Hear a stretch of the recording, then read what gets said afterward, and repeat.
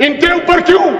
आप जानबूझकर इनको अपनी लात के नीचे से दबाना चाहते हो, इनकी छाती पर चढ़ना चाहते हो, जानबूझ के मुसलमान को मारना चाहते हो, जानबूझ के इस देश में मिनॉरिटीज को खत्म करना चाहते हो। इसको एक्सपांड करना, जानबूझ के मारना चाहते हैं मुसलमान को, it should be expand, deleted from the record. और मैं सरदार हूं और ऐसी कई उदाहरणें हैं पंजाब के अंदर। अगर किसी मुस्लिम के पास कब्रिस्तान नहीं था तो सरदारों ने अपनी जमीन देकर कब्रिस्तान बनाए।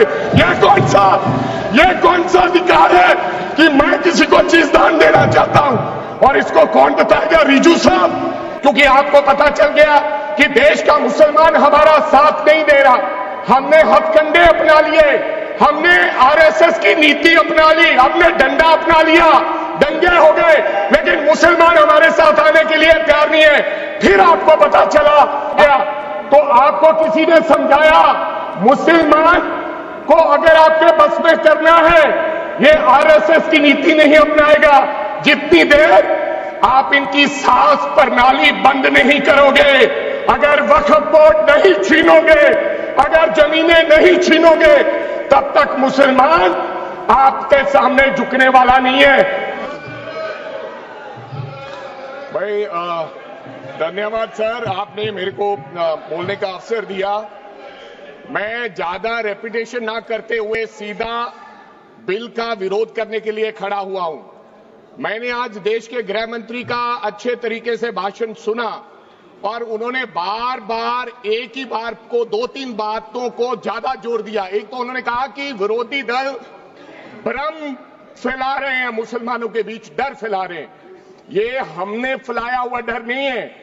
जब देश के मुसलमान को लगा कि देश में बीजेपी में 240 संसदों में एक भी मुसलमान सांसद नहीं है, हमारे लिए जगह नहीं है, तो वो डरने लगा।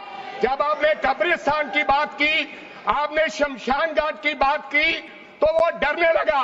जब गोधरा हुआ, जब मुजफ्फरनगर हुआ, जब दिल्ली हुआ, जब हरियाणा मेवात में दंगे हुए, तो देश का मुसलमान डरने लगा। और फिर क्या कहा गृह मंत्री साहब ने? आज गृह मंत्री साहब ने कहा कि 2013 का बिल अगर नहीं आता, यूपीए नहीं लेकर आती, तो आज इस बिल की जरूरत नहीं थी। क्यों बिल लाए? क्योंकि आपको पता चल गया कि देश का मुसलमान हमारा साथ नहीं दे रहा। हमने हथकंडे अपना लिए, हमने आरएसएस की नीति अपना ली, हमने डंडा अपना लिया, दंगे हो गए, लेकिन मुसलमान हमारे साथ आने के लिए तैयार नहीं है।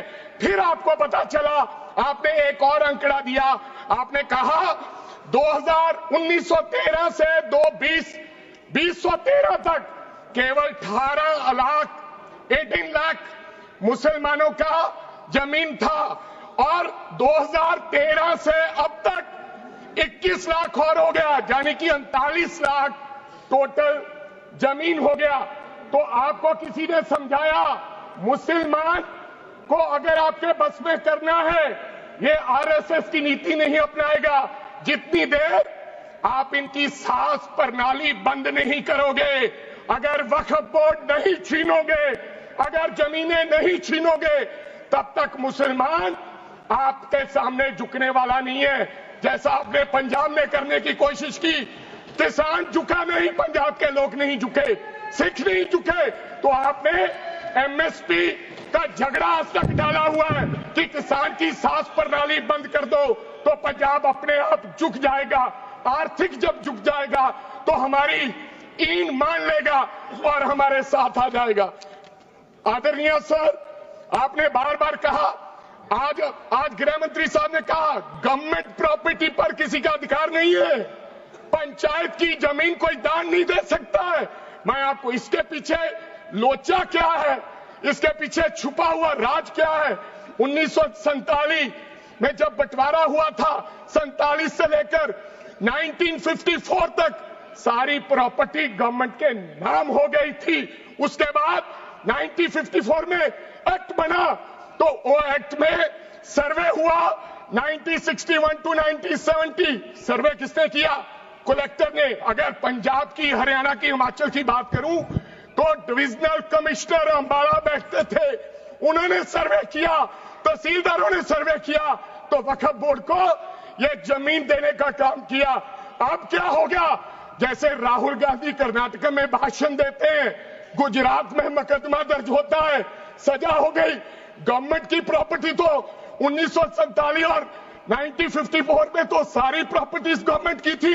अब एक बंदा खड़ा होगा तो वो कहेगा कि यहां पर ये गवर्नमेंट की प्रॉपर्टी है, डिस्प्यूट होगा, तो आप वक्फ बाय यूजर का अधिकार खत्म कर दोगे कि ये तो जमीन गवर्नमेंट की थी, आप उसकी जमीन छीन लोगे। फिर आपने कहा लिमिटेशन एक्ट की बात कर रहे हैं आप, और किसी धार्मिक स्थानों पर तो लिमिटेशन एक्ट लागू नहीं होता, इनके ऊपर क्यों? आप जानबूझकर इनको अपनी लात के नीचे से दबाना चाहते हो, इनकी छाती पर चढ़ना चाहते हो, जानबूझ के मुसलमान को मारना चाहते हो, जानबूझ के इस देश में मिनॉरिटीज को खत्म करना चाहते हो। इसको एक्सपांस कर देना, जानबूझ के मारना चाहते हैं मुसलमान को, it should be expanse, deleted from the record. और लास्ट आपने कहा प्रैक्टिसिंग मुस्लिम, एक आपने और कंडीशन लगा दी लास्ट कि 5 साल प्रैक्टिस मुस्लिम होना चाहिए, वो दान दे सकता है। मैं सरदार हूं और ऐसी कई उदाहरणें हैं पंजाब के अंदर। अगर किसी मुस्लिम के पास कब्रिस्तान नहीं था तो सरदारों ने अपनी जमीन देके कब्रिस्तान बनाए। ये कौन सा अधिकार है कि मैं किसी को चीज दान देना चाहता हूं? और इसको कौन बताएगा? रिजू साहब ये बताएंगे कि ये प्रैक्टिसिंग मुस्लिम है या नहीं है? ये सरासर अन्याय है।